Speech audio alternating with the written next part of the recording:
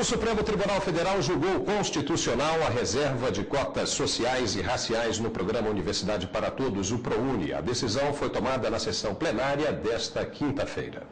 A ação foi ajuizada pela CONFENEM, Confederação Nacional dos Estabelecimentos de Ensino, e pelo Partido Político Democratas, que, entre outras coisas, alegam que a reserva de bolsas de estudos por critérios sociais e raciais ofende o princípio constitucional da isonomia entre os cidadãos e que o ProUni não deveria ter sido criado por meio de medida provisória, porque não atende aos requisitos de relevância e urgência. O programa concede bolsas de estudos para estudantes egressos de escolas públicas, bolsistas de escolas particulares, negros, indígenas e portadores de necessidades especiais.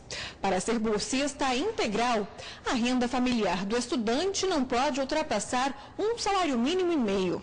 O processo começou a ser julgado em abril de 2008 e, na época, o relator do caso, atual presidente da Corte, ministro Aires Brito, votou pela constitucionalidade do programa. Ele lembrou que o ProUni já beneficiou mais de 1 milhão de estudantes. Se revela uma política pública educacional de largo espectro, alcançando, a partir de critérios eminentemente ou centralmente sociais, tem o mérito de atender a essa necessidade coletivamente sentida, que se chama educação, que é o primeiro dos direitos sociais listados pela Constituição no artigo 6º. O julgamento foi retomado com o voto vista do ministro Joaquim Barbosa.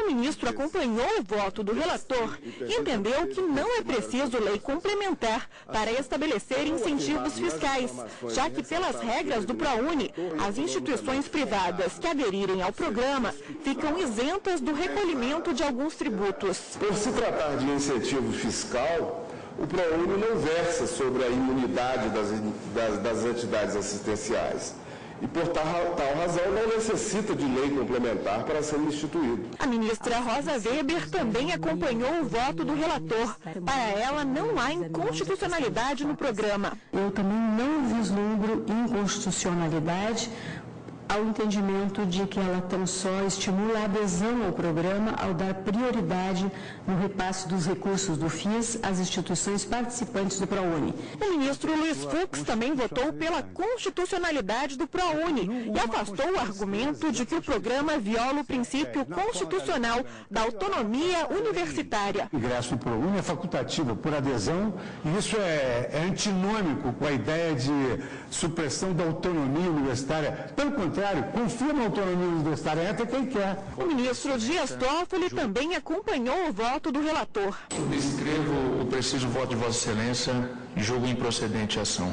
O ministro Marco Aurélio abriu a divergência e votou pela procedência da ação. Talvez mereça críticas no que eu não potencializo o objetivo em detrimento do meio, segundo a minha compreensão, para julgar procedente o pedido formulado na inicial. É como voto. O ministro Gilmar Mendes também acompanhou o voto do relator. Para ele, o ProUni é fundamental para o ingresso de estudantes no ensino superior. O número de ingressantes no ensino superior por meio do ProUni chega a ser próximo. Essa é a ironia, presidente, para um programa recente do total de estudantes atualmente matriculados em instituições públicas. Com base nessas considerações, presidente, eu acompanho o voto de Vossa Excelência e voto pela improcedência da ação.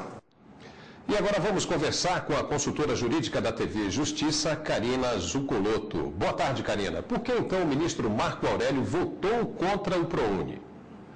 Boa tarde, Paulo.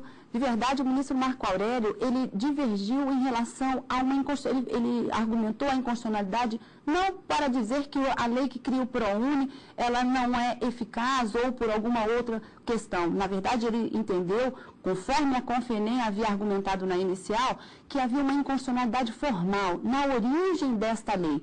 A medida provisória, ela foi estabelecida, ela foi adotada pelo presidente da República sem que fossem observados os dispositivos e requisitos previstos na Constituição, mais especificamente no caput, na cabeça do artigo 62, que diz que, diante da urgência interesse da relevância, o presidente da República pode adotar medidas provisórias. Considerando que o ProUni não preencheria esse requisito de urgência, o ministro entendeu que violou o dispositivo da Constituição e que, por isso, a lei que cria o ProUni padeceria de vício de inconstitucionalidade. Karina, mais uma pergunta. Por que, então, os ministros consideraram que o ProUni deve ser mantido? Os argumentos rebatidos em plenário afastam aquela alegação do princípio da isonomia. O ministro Gilmar Mendes, durante o julgamento, ele argumentou que o critério discriminador para se buscar distribuição dessas bolsas seria baseado na renda familiar e que isso não haveria nenhuma inconstitucionalidade. O ministro Carlos Aires Brito, que relator da ação que votou em 2002, quando o julgamento foi iniciado, disse que o legislador ele pode sim estabelecer diferenciações na própria lei e que esse é o papel da lei para se evitar que outras discriminações aleatórias continuem a ocorrer. O ministro Luiz Fux, durante a sua manifestação, afastou também a necessidade de que lei complementar deveria tratar do assunto quando a lei estabelece isenções tributárias. Na verdade, não se trata de uma limitação ao poder do Estado em tributar, mas assim o estabelecimento de critérios para que determinadas entidades possam fazer parte do programa.